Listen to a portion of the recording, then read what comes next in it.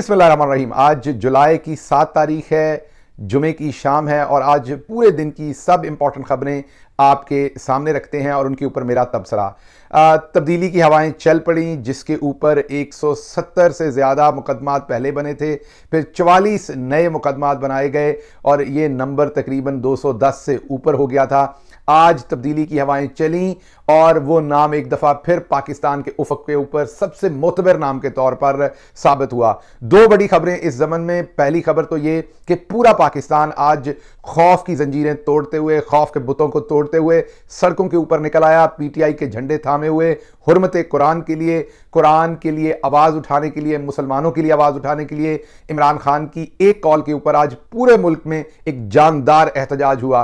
और उसमें ना सिर्फ अवाम बल्कि ऐसे अवामी लीडरान जैसे सदाकत अब्बासी और दूसरे लीडरान जो बड़ी देर से जिन्हें छुपना पड़ रहा है इस टाइम के सारा जो जुल्म और सितम है, वो भी सड़कों पर निकल आए और बबांगे दोहल उन्होंने कप्तान की जो ये कॉल थी उसके अंदर हमारे मेंबरान असम्बली और तमाम लोगों ने शमूलियत इख्तियार की। दूसरी इंपॉर्टेंट खबर इसी जो मैंने आपको कहा कि तब्दीली की लहर एक उठ पड़ी है, उसमें दुनिया का सबसे ताकतवर मैं इसलिए कहूंगा कि IMF जो है वो दुनिया का सबसे ताकतवर मालियाती इदारा है, वो आज गारंटी लेने, मौजूदा हुकूमत की गारंटी लेने वो ज़मान पाक पहुंचा। जी हां, उसी हुकूमत की जिन्होंने इमरान खान को दहशतगर्द किया हुआ है, करार दिया हुआ है, गद्दार, बागी और इंतशार फैलाने वाला शख्स करार दिया है, जिसकी पार्टी के ऊपर इन्हें पाबंदी चाहिए, जिसके नाम के ऊपर कांटा लगा दिया गया है।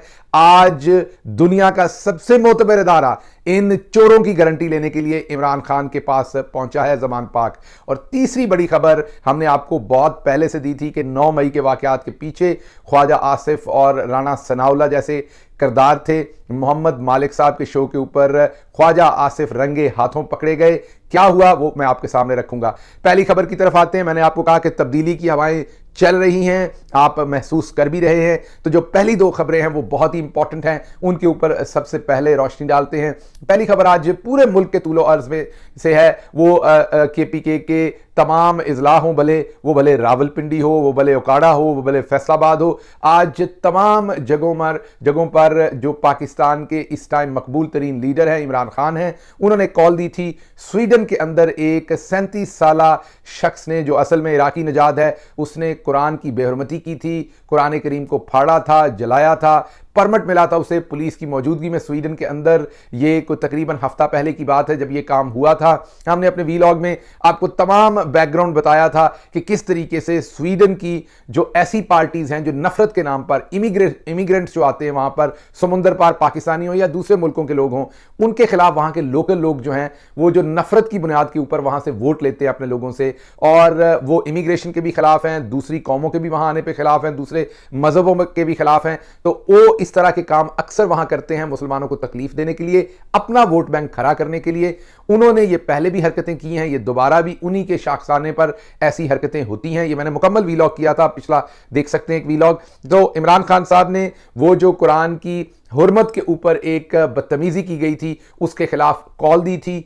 पूरे पाकिस्तान जहां पर खौफ की फिजा समझी जाती थी, इमरान खान की बात के ऊपर कोई बात टेलीविजन पर नहीं हो सकती, इमरान खान का नाम टेलीविजन पर नहीं लगाया जा सकता, लोग डरते हुए झंडे नहीं लगा रहे थे कि कई इलाकों में कि वो पकड़े जाएंगे। ये तमाम खौफ के बुत आज लोगों ने तोड़ दिए, जंजीरें तोड़ दी। आज जौक दर जौक जो है वो लोग निकले पूरे पाकिस्तान में कप्तान की एक आवाज पर, और पूरी दुनिया को यह पैगाम दिया कि पाकिस्तान के जो मुसलमान हैं वो पुरअमन हैं, लेकिन वो कुरान की जो हुर्मत है, कुरान की जो रिस्पेक्ट है, जो इस्लाम की रिस्पेक्ट है, जो उनकी कुरान के साथ मोहब्बत है या अपने मजहब के साथ मोहब्बत है, उस पर जो स्वीडन के अंदर हुआ या दूसरी जगहों पर कुरान की बेहुरमती हुई, उसके ऊपर उनके दिल शदीद इज़्तिराब में हैं, दुख में हैं। पूरी दुनिया को अपना पैगाम पहुंचाया कि इसे आज़ादी इजहार राय के अंदर कवर करके मुसलमानों को तकलीफ ना दी जाए। ये तो इसका पैगाम था, लेकिन एक और बहुत बड़ा पैगाम गया है उस तमाम सिस्टम को जो ये समझ बैठा था कि इमरान खान की आवाज के ऊपर अब शायद कोई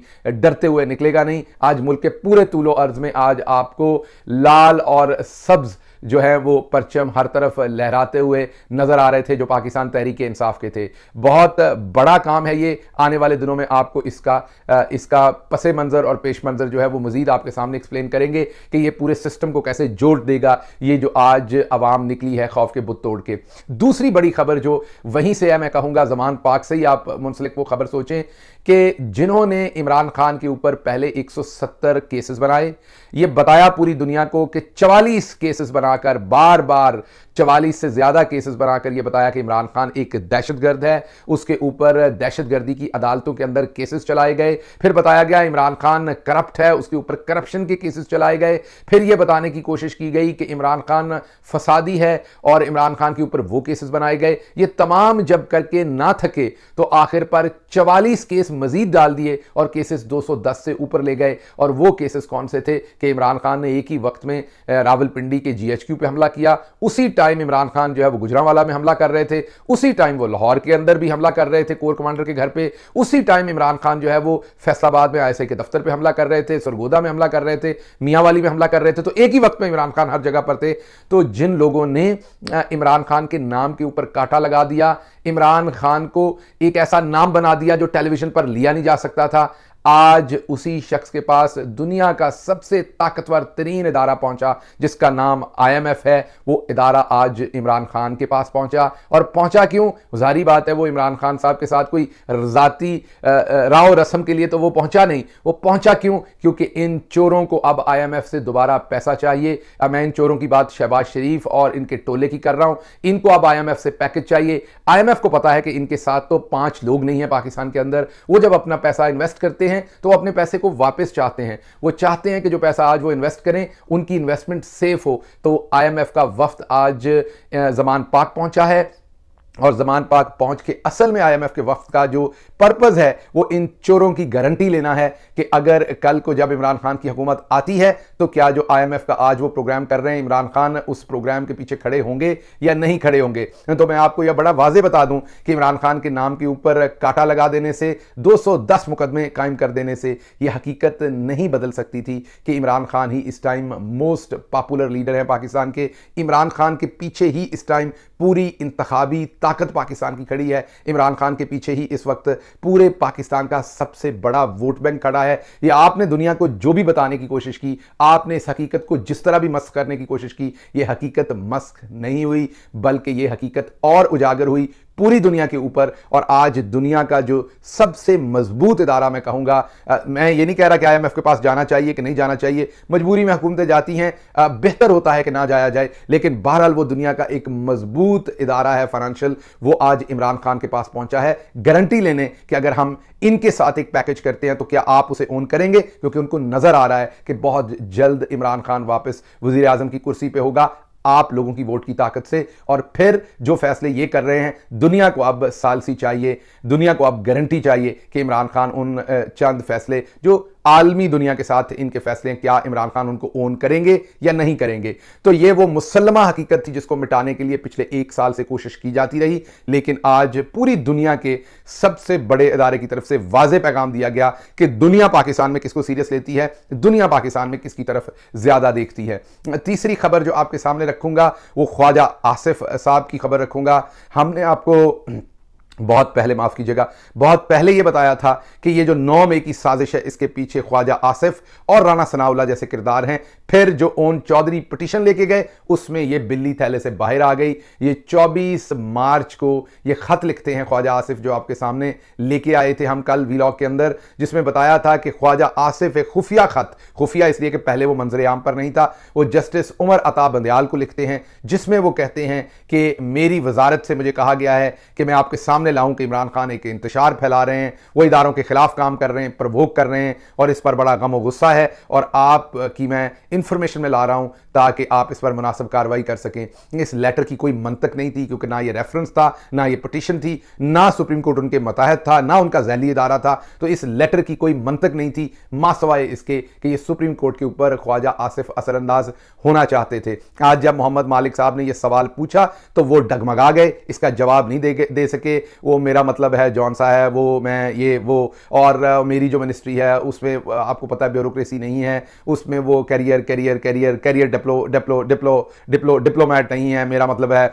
कि उसमें और तरह की मिनिस्ट्री है, उसमें 3 हमारी फोर्सेज हैं। मीन कोई लफ्ज़ एक दूसरे लफ्ज़ का साथ नहीं दे रहा था उनका, कोई कॉन्फ्रेंस ऐसे था जैसे रंगे हाथों चोर पकड़ा गया है। उसमें उन्होंने एक भौंडी कोशिश की इदारों के ऊपर इसका मलबा डालने की, और ये कहा कि वो असल में मेरी मिनिस्ट्री में जो इदारे हैं उन्होंने मुझे डायरेक्ट किया था। अब ये मिनिस्टर कह रहा है, वजारत का मिनिस्टर कह रहा है कि जो उनके अंदर, उनकी वजारत के अंदर इदारे हैं उन्होंने मुझे डायरेक्ट किया था।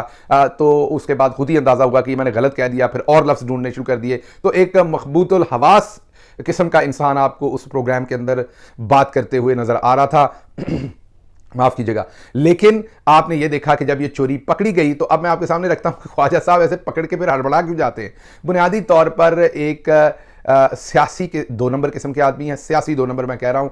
ये वो आदमी हैं, आपको याद होना चाहिए कि जब इन्होंने, वो आपको याद होगा कि किस तरीके से जावेद हाशमी साहब ने बता दिया था कि इनका किरदार क्या था। जब नवाज शरीफ साहब पकड़े गए थे तो ये मुल्क से भाग गए थे बगैर कोई एहतजाज किए, बगैर साथ खड़े हुए, और इन्होंने दुबई में जाके मुलाजमत कर ली थी। मुलाजमत करना बुरी बात नहीं है, लेकिन जिस तरीके से लीडरशिप को कॉन्फ्रेंस में लिए बगैर निकल गए, और उसके बाद में ये वजीर दिफा होने के बावजूद वहां से तनख्वाह लेते रहे। उस जुर्म, उसको भी छुपाया, और उस जुर्म की इमा के ऊपर जस्टिस अतर मिनल्ला जो लाहौर हाई कोर्ट के अपना इस्लामाबाद हाई कोर्ट के चीफ जस्टिस थे, आजकल वो सुप्रीम कोर्ट के जज हैं, उन्होंने इनके खिलाफ फैसला दे दिया था। उस केस में ये नाअहल हो गए थे।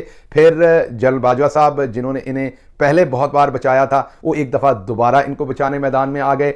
आपको याद होगा ये एमएनए भी एसएमएस की भीख मांगकर बने थे, ये खुद माने थे और फिर बाजवा साहब भी माने थे कि इन्होंने उनको मैसेज किया था, और इन्होंने भीख मांग के ये उस्मान डार को हरवाकर और खुद जीते थे। मैं इस चीज़ का चशमदीद गवाह हूं। बहुत बार प्राइम मिनिस्टर हाउस में जब उस्मान डार और कमर बाजवा साहब की आपस में मुलाकात होती थी, तो कमर बाजवा साहब अक्सर अपनी पोजीशन एक्सप्लेन करते थे कि वो डार साहब आप सोचिएगा नहीं कि मैंने ऐसा किया, मैंने कुछ नहीं किया। वो खुद तो, वो उनके चेहरे के ऊपर एक जाहिर बात है वो चीज़ यहां होती थी, उन्हें लगता था कि डार साहब के साथ वो ज्यादती कर गए हैं। तो वो बार बार डार साहब का दिल रखने के लिए उनको ये बात बावर करवाते थे प्राइम मिनिस्टर हाउस में जब भी उनका आमना सामना होता था। बहरहाल वापस आते हैं, ख्वाजा आसिफ वही शख्स हैं जिनको सजा हो गई थी या जिनके खिलाफ फैसला हो गया था इस्लामाबाद हाई कोर्ट से, और फिर इनको बचाने के लिए इनके वही दोस्त जनरल बाजवा साहब ने इनको एक और केस के अंदर फरमाइशी तौर पर जेल भेजा। और ये जेल में नहीं रहे, बल्कि जो अयाज सादिक साहब के बेटे हैं वो डॉक्टर हैं,